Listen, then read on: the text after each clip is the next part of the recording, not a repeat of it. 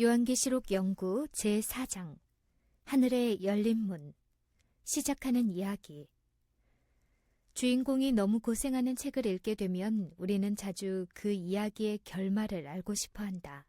주인공의 운명이 해피엔딩으로 끝나기를 바라는 마음 때문이다.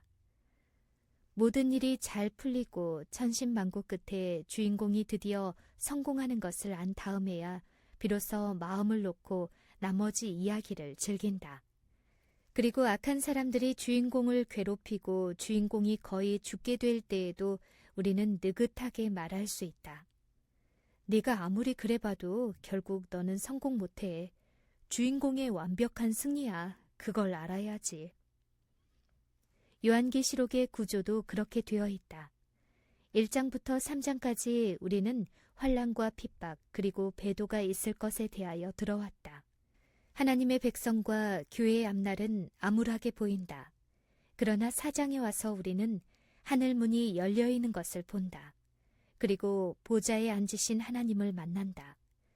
보좌 앞에는 수정과 같은 유리바다가 있다. 보좌 주위에는 우리의 사정을 잘 아는 24장로들이 있고 천만 천사들의 찬양이 울려 퍼진다. 그때서야 우리는 우리의 결말을 알게 된다. 우리의 구원과 승리는 이미 결정되고 보증된 것이다. 우는 사자처럼 광분하는 사단의 모든 노력은 물거품이 될 것이다. 4장의 구조. 제4장의 내용은 하늘의 보좌와 그 위에 앉으신 이의 모습이 묘사되고 24장로들이 나타나며 보좌를 받들고 있는 네 생물의 활동을 설명한 후 24장로들의 찬양으로 마치는 구조로 되어 있다. 하늘의 열린 문. 7교회에 보내는 편지에서 교회의 영적 상태를 진단하고 처방을 내려 7교회의 성도들을 권면하고 위로한 그리스도께서는 이제 교회 안에서 일어나 성도들에게 영향을 미칠 교회사적 대쟁투의 사건들을 미리 알려주심으로 교인들을 준비시키신다. 한 중요 장면이 끝날 때마다 주께서는 수신자들을 위로하고 숨을 돌리게 하려는 듯 하늘을 열어 보여주신다. 4장도 그런 중간 삽입이다. 요한은 열린 문을 통하여 하늘 보좌로 나아간다. 요한계시록은 그래서 보좌의 책이다. 신약 성경에 보좌란 말이 51회 나오는데 그중 40회가 요한계시록에 나온다. 제4장에서 요한이 본 계시는 7교회에 보내는 계시를 본 후에 두 번째 계시이다. 요한은 이제 이 지상의 7교회의 계시에서 하늘 보좌의 계시로 옮겨간다. 이 계시에서 요한은 열린 문을 통하여 들어가서 하늘 보좌를 친히 바라볼 수 있는 특권을 누린다. 요한이 볼 수 있었으니 우리도 구원의 날 하늘의 보좌를 볼 수 있을 것이다. 사람을 이렇게 후히 대접하시는 하나님의 은혜가 크다. 1. 요한은 계시 중에 하늘에서 무엇을 보았는가? 계시록 4장 1절. 2일 후에 내가 보니 하늘에 열린 문이 있는데 내가 들은 바 처음에 내게 말하던 나팔 소리 같은 그 음성이 가로되 이리로 올라오라. 이후에 마땅히 될 일을 내가 너에게 보이리라. 계시록 4장 1절. 설명. 2일 후에란 요한이 새로운 계시를 소개하려고 할 때 즐겨 쓰는 표현이다. 7교회에 대한 설명이 끝나고 이제 새로운 계시에 대해 말하려는 것이다. 내가 보니라는 표현은 요한이 자기가 직접 본 새로운 계시나 장면들을 설명할 때 거듭 사용하는 말이다. 요한이 그것을 통하여 하늘 보좌를 본 열린 문은 성소의 문이다. 이 열린 문에 대한 계시는 참으로 감동적인 장면이다. 이제 하늘은 우리에게 닫혀 있지 않다. 예수 그리스도를 통하여 하늘은 우리에게 열린 것이다. 히브리서 6장 19절에서 20절을 참조하라. 이 열린 문을 통하여 우리는 영원한 하나님의 보좌에 나아갈 수 있다. 요한도 계시 중에 하나님의 보좌와 그 앉으신 이를 보았으니 우리도 볼 것이다. 이것이 감격적인 열린 문 사상이다. 나팔소리 같은 음성은 7 금초대 사이에 서 계시는 인자, 즉 예수 그리스도의 음성이었다. 처음 이상을 볼 때에는 요한은 이 땅 위에 있었는데 지금 그는 올라오라는 음성을 듣고 하나님의 보좌 앞에 올라가는 큰 특권을 누리게 되었다. 즉 그는 하나님의 성령에 감동되어 하나님의 보좌 앞에 올리움을 받아 이후에 마땅히 될 일의 이상을 보았다. 그것은 하나님의 백성들과 악의 세력 사이에 있을 대쟁투와 마침내 최후의 승리에 이르기까지의 장기간에 걸친 여러 사건들이었다. 그것들의 대부분은 미래에 속한 사건들로서 지상에 살고 있는 하나님의 백성들을 위로하고 용기를 주기 위하여 기록된 것이다. 2. 보좌의 모습은 어떠하였는가? 계시록 4장 2절에서 3절. 내가 곧 성령에 감동하였더니 보라 하늘에 보좌를 베풀고 그 보좌 위에 앉으신 이가 있는데 앉으신 이의 모양이 벽옥과 홍보석 같고 또 무지개가 있어 보좌에 둘렀는데 그 모양이 녹보석 같더라. 계시록 4장 2절에서 3절. 설명. 요한은 성령에 감동되어 즉 이상을 보고 있는 상태에서 그가 영적 눈으로 보았던 하늘 보좌의 모습을 기술하였다. 이와 같은 영광스러운 경험은 극히 드문 일로서 가장 경건한 성도에게 또한 특별한 상황 아래서만 주어진다. 신약시대의 최초의 순교자인 스데반이 돌에 맞아 죽을 때 그는 성령으로 충만하여 하늘을 우러러 하나님의 보좌와 그 우편에 서 계신 구세주 예수 그리스도를 바라보았다. 요한은 장엄한 하늘 보좌의 광경을 보고 감격에 겨워 보라 라고 소리친다. 요한은 현재 물을 구하기도 힘든 삭막한 바위섬 반모섬에 죄수의 몸으로 갇혀 있었으니 계시 중에 본 하늘의 광경이 그에게 얼마나 아름답고 감격스럽게 보였을지 짐작할 수 있다. 하나님께서는 고난을 당하고 있는 신실한 종 요한에게 하늘 보좌를 보여주심으로 그에게 확신과 위로를 주시고 싶으셨을 것이다. 요한이 이상 중에 본 하늘의 보좌는 하나님의 보좌로 하나님은 이곳에서 전 우주를 다스리시고 계신다. 하나님의 보좌의 영광은 어떤 인간의 말로도 묘사할 수 없을 만큼 엄청난 것이어서 요한은 겨우 벽옥과 홍보석 같다는 말로 표현할 수밖에 없었다. 벽옥은 오늘의 금강석 같은 보석이고 홍보석은 붉은색 광채가 찬란한 보석이다. 하나님의 보좌를 두른 무지개는 녹보석 같다고 하였는데 이것은 하나님의 자비와 공의를 나타내며 변함이 없으신 영원한 언약을 상징하고 있다. 이러한 하늘 보좌에 대한 묘사는 구약 성경에 나오는 보좌에 대한 이상을 연상하게 만든다.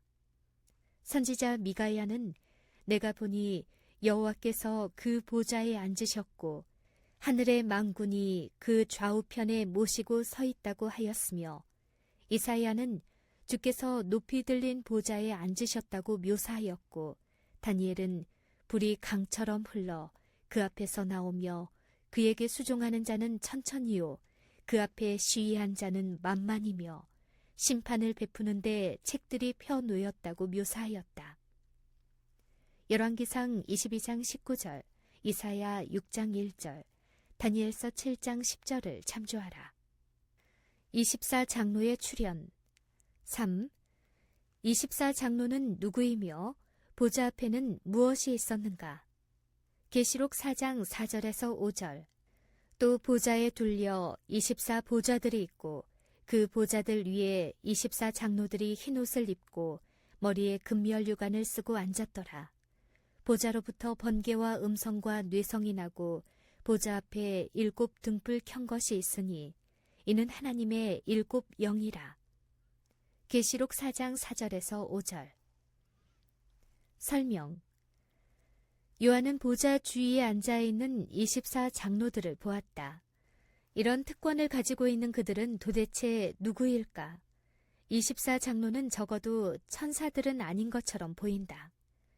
요한계시록 5장 11절에 보좌와 생물들과 장로들을 둘러선 많은 천사의 음성이 있다고 하여 장로들과 천사들을 구분하였기 때문이다. 24장로들은 보좌에 앉으신 이 앞에 엎드려 경배하고 성도들의 기도가 가득한 금대접과 검은고를 손에 들고 있으며 새 노래를 노래하여 네 생물과 함께 하나님을 경배하고 찬송하고 있다. 그들은 하나님의 보좌 가까이에서 직접 하나님을 섬기는 특별한 무리인 것 같다. 계시록 4장 10절, 계시록 5장 8절, 계시록 5장 9절에서 14절을 참조하라. 요한의 계시에 의하면 24장로들은 흰옷을 입고 머리에 금 면류관을 썼다. 흰옷과 면류관은 둘 다 죄와의 싸움에서 얻은 승리의 상징으로 요한계시록에 나타나 있다. 따라서 24장로들은 우리와 같은 죄된 본성을 가진 인간이지만 하나님 안에서 승리하며 살다가 하늘에 올라가서 특별한 임무를 가지고 하나님 보좌 가까이서 섬기는 존재들이라고 생각할 수 있다. 예수께서 부활하실 때 자던 성도들이 많이 부활하여 예수님과 함께 하늘에 올라갔기 때문에 24장로들은 그들 중에서 특별히 선발된 대표자들일 가능성이 있다는 것이다. 성경에서 천사는 결코 장로라고 불린 일이 없다는 사실도 중요하다. 마태복음 27장 51절, 52절, 에베소서 4장 8절을 참조하라. 그들은 하나님의 보좌 주위에서 제사장 직분을 수행하고 있는 것처럼 보이는데 이것은 또한 우리에게 히브리서 5장 1절에 대제사장마다 사람 가운데서 취한 자라는 말씀을 상기하게 한다. 그러므로 누가 24장로가 사람 가운데서 뽑힌 대표자들이라고 주장해도 반대할 이유가 없다. 만일 그들이 사람들 중에서 뽑힌 대표자들이라면 그들이 하나님의 보좌 가까이에서 하나님을 직접 섬긴다는 것은 우리에게 얼마나 큰 특권이며 위로가 되는 말씀인가. 24장로의 정확한 신원에 대하여 아무도 자세한 것을 단언할 수 없다. 그러나 여러 가지 정황으로 보아 구속의 첫 열매로 예수님 부활 시 하늘에 함께 올라간 인간의 대표자라고 보는 견해가 그래도 제일 합리적이라고 본다. 어쨌든 그들의 장로라는 이름부터 우리에게 친숙한 이미지를 주고 있다. 요한은 그들이 성도들의 기도가 담긴 향이 가득한 금 대접을 가지고 있다고 했다. 그들의 직무가 우리를 도우며 우리의 구속 사업과 밀접한 관계가 있다는 것을 보여주는 묘사이다. 이런 인간적 존재들이 하나님 앞에서 우리를 위해 봉사하고 있다는 사실을 아는 것은 감격스러운 일이다. 보좌로부터 번개와 음성과 뇌성이 났다는 것은 시내산에서 율법을 받는 장면을 연상케 한다. 출애굽기 19장 16절을 참조하라. 구약 성경에는 하나님이 나타나실 때 이런 현상이 일어난다. 시편 77편 18절, 에스겔 1장 13절을 참조하라. 본서 중에는 여러 번 이런 광경이 묘사되고 있는데 계시록 8장 5절, 계시록 11장 19절, 계시록 16장 18절을 참조하라. 번개는 하나님의 신속하고 두려운 행동을 표시한 것이요, 뇌성은 하나님의 존엄한 심판을 상징하는 것이다. 그는 그 음성으로 두려운 경고와 엄숙한 명령을 전 우주에 주신다. 하나님은 자비로운 은혜와 존엄한 공평과의 완전한 조화이시다. 보좌 앞에 7 등불 켠 것이 있으니 그것은 하나님의 7 영, 즉 완전하신 성령을 대표한 것이다. 지상 성전은 하늘에 있는 것의 모형이므로 이 지상의 등대도 하늘에 계시는 하나님의 성소에 있는 7 등불 켠 것의 모형이다. 또 그것은 하나님의 성령과 그 임재하심과 능력의 완전하심을 표상한 것이다. 지상의 장막에서 항상 불을 켜서 빛나게 한 것처럼 하나님께서는 그리스도와 하나님의 영으로 더불어 항상 우리들과 같이 계신다. 유리 바다와 네 생물. 4. 네 생물의 모습은 어떠하였는가? 계시록 4장 6절에서 8절, 보좌 앞에 수정과 같은 유리바다가 있고 보좌 가운데와 보좌 주위에 네 생물이 있는데 앞뒤에 눈이 가득하더라. 그 첫째 생물은 사자 같고 그 둘째 생물은 송아지 같고 그 셋째 생물은 얼굴이 사람 같고 그 넷째 생물은 날아가는 독수리 같은데 네 생물이 각각 6 날개가 있고 그 안과 주위에 눈이 가득하더라. 계시록 4장 6절에서 8절. 설명. 보좌 앞에는 형용할 수 없이 아름답고 수정과 같이 맑은 유리바다가 펼쳐져 있었다. 그 당시에는 유리가 아주 귀한 것이어서 유리바다라는 것은 아주 아름답고 맑고 투명한 것을 묘사할 때 쓰였을 것이다. 마침내 속죄의 대업이 완성된 그날에 구원받은 무리들은 구원의 노래를 부르며 그곳에 설 것이다. 보좌 가운데와 보좌의 주위에는 네 생물이 있었다. 그들은 각각 사자, 송아지, 사람의 얼굴, 날아가는 독수리 같았는데 이들은 전지전능하신 하나님의 성품의 특성을 대표하는 것이라고 생각된다. 사자는 백수 중의 왕으로 권위와 위엄을, 송아지는 인내 깊고 참을성 있는 동물이므로 불효불굴한 희생과 봉사를, 사람의 얼굴은 지혜와 이성을, 나는 독수리는 새 중의 왕이므로 영광과 신속함을 각각 상징한다. 이러한 표상들은 성경의 다른 곳에서도 나타나 있다. 구약에서는 고대 이스라엘 12지파가 애굽에서 나올 때 이 표상들을 4가지 군기로 사용한 바 있었다.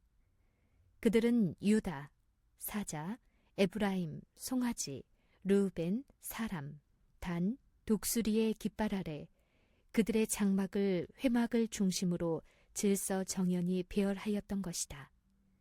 신약에서는 네 복음서에 나타난 그리스도의 모습이 그것이다.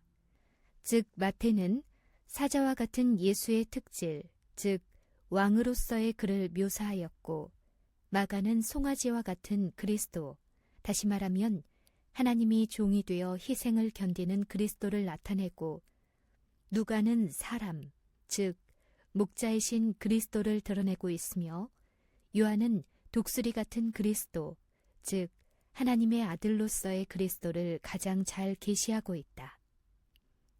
네 생물이 각각 6 날개가 있었는데 이것은 신속하고 빠른 것을 의미한다.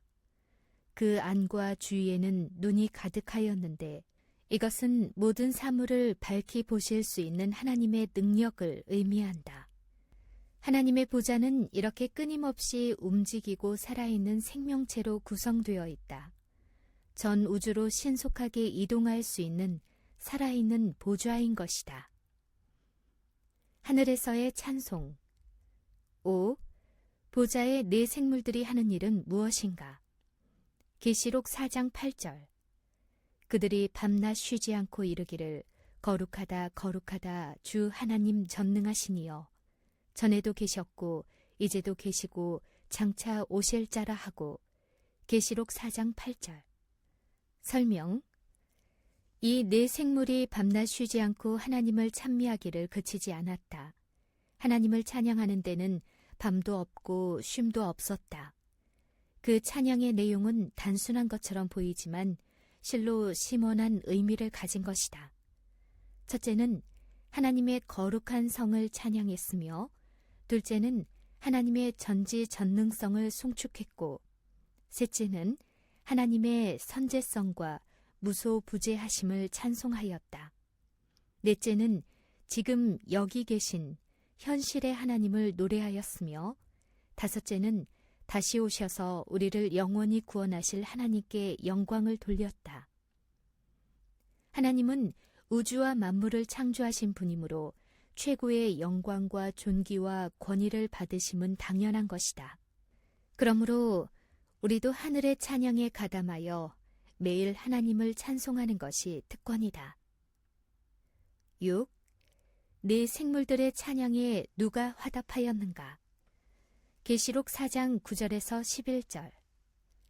그 생물들이 영광과 존귀와 감사를 보좌에 앉으사 세세토록 사시는 이에게 돌릴 때에 24 장로들이 보좌에 앉으신 이 앞에 엎드려 세세토록 사시는 이에게 경배하고 자기의 면류관을 보좌 앞에 던지며 가로되 우리 주 하나님이여 영광과 존귀와 능력을 받으시는 것이 합당하오니 주께서 만물을 지으신지라 만물이 주의 뜻대로 있었고 또 지으심을 받았나이다 하더라.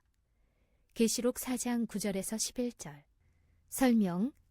다시 24장로들이 등장한다. 이제 그들은 앉아있지 않는다. 그들은 보좌 앞에 엎드려 그들의 면류관을 벗어들이고 영광과 존귀와 능력을 가지신 창조주 하나님을 경배한다. 면류관을 벗어들인다는 것은 그들의 구원과 영광이 다 하나님께로부터 은혜로 받은 것임을 인정하기 때문이다. 네 생물이 하나님의 거룩하신 속성을 찬양하였다면 24장로들은 창조주이신 하나님의 영광과 능력을 찬송한 것이다. 찬양합시다.